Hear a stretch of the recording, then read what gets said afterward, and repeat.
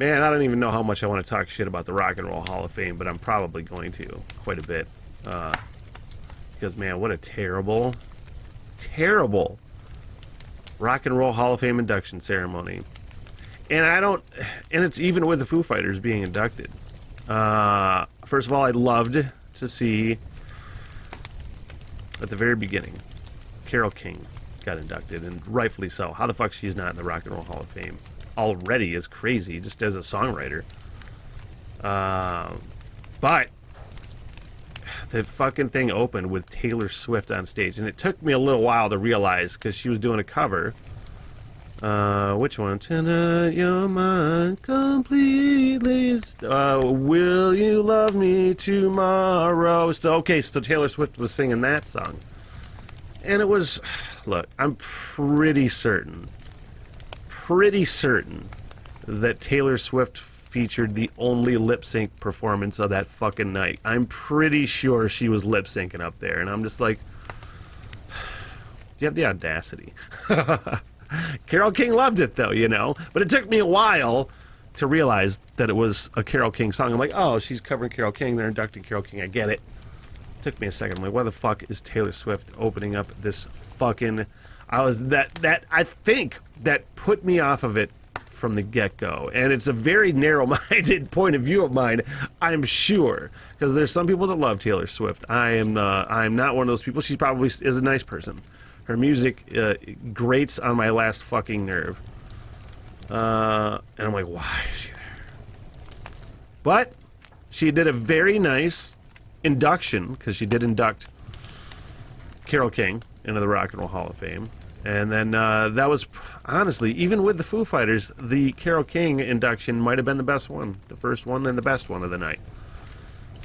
And I wasn't even as off-put as I was by it because of the hip-hop inductions, because LL Cool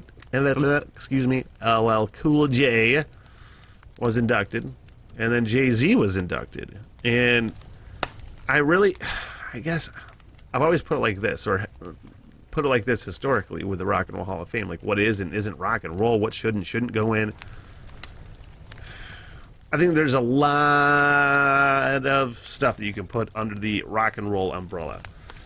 Even hip-hop up to a point, even though it's pretty much a completely different form of music.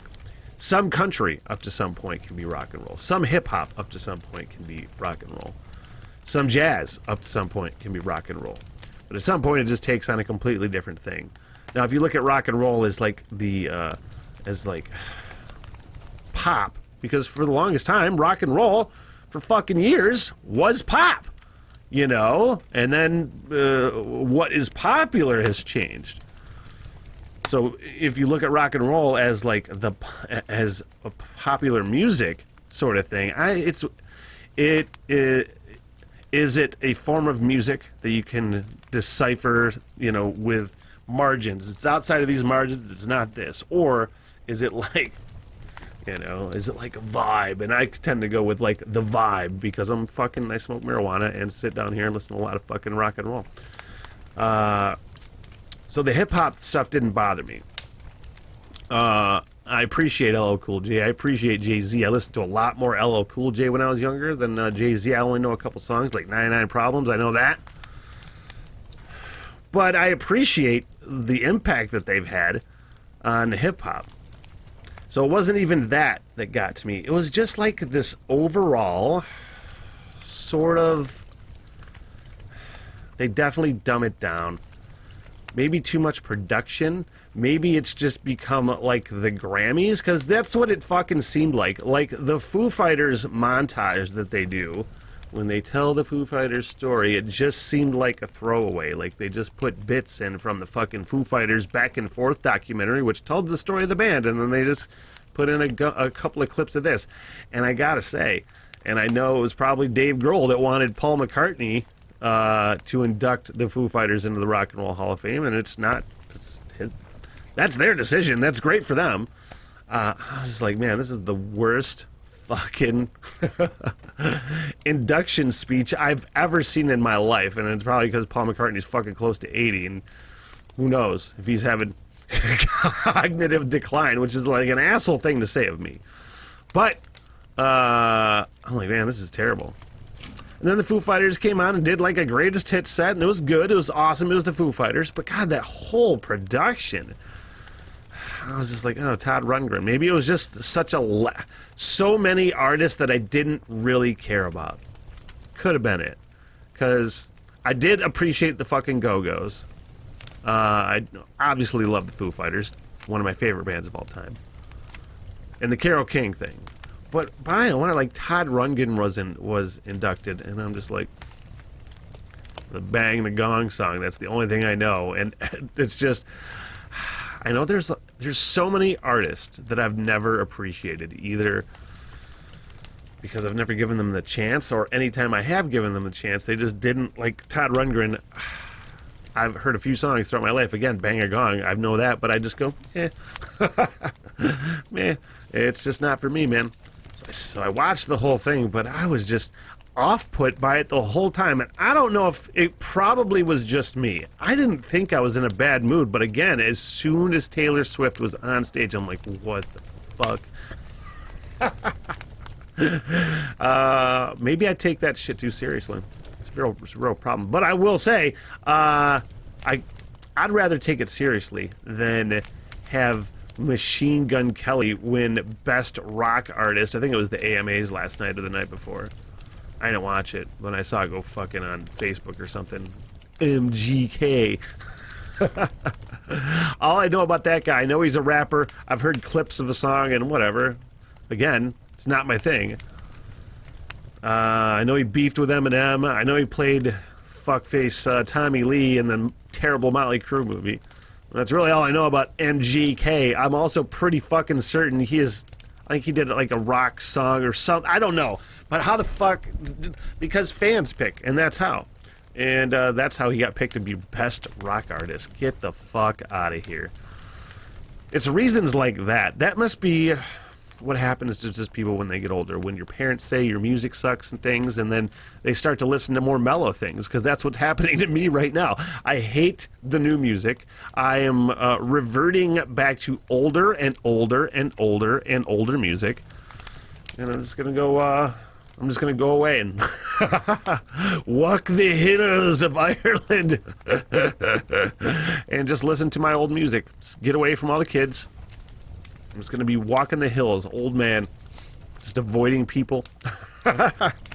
It's funny to me. But the Rock and Roll Hall of Fame was terrible. You know what else was terrible?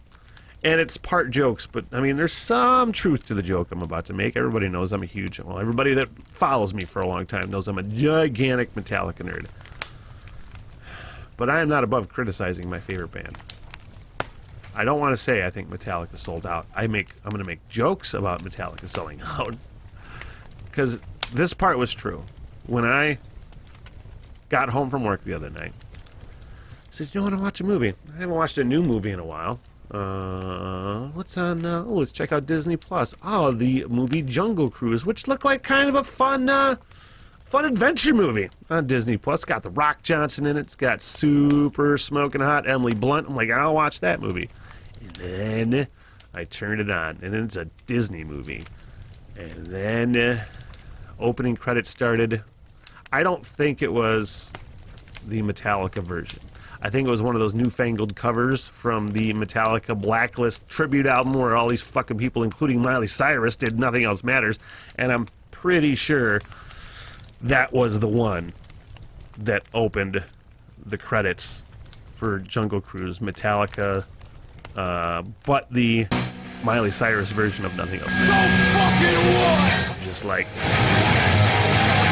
I can't wrap my head around this. I will never ever, like, let me just say, one of my favorite Metallica memories is when they did the European MTV Awards, and they were told not to don't swear, you guys, because Metallica and specifically Hetfield had a history of saying fuck on award ceremonies. So don't swear, Metallica. Oh, you're telling us not to swear? We're supposed to play like King Nothing or some fucking shit from the Load album, and they played, what was it? What did they play? They did two songs, the most vulgar, terrible songs of all time. They did What was the one? The Misfits. I got something to say. I killed your baby today. What the fuck is the name of that song? Last Caress. They played that. And then they played So What? So Fucking What? From Anti-Nowhere League. It was a cover tune. And it is easily the most vulgar song of all time. Talking about twats and go fuck yourself and old man fucks.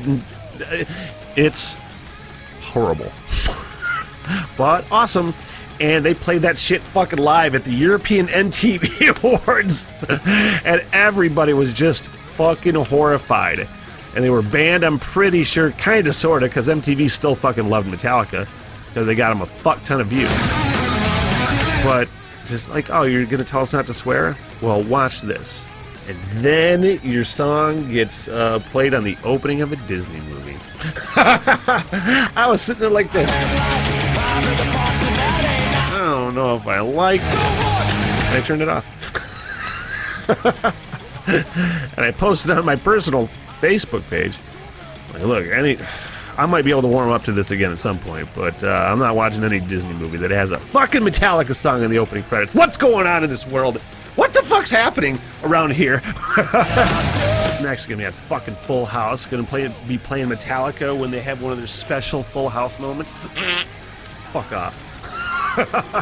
It would make me so upset. Irrationally so. I'll be the first one to admit that. Irrationally so.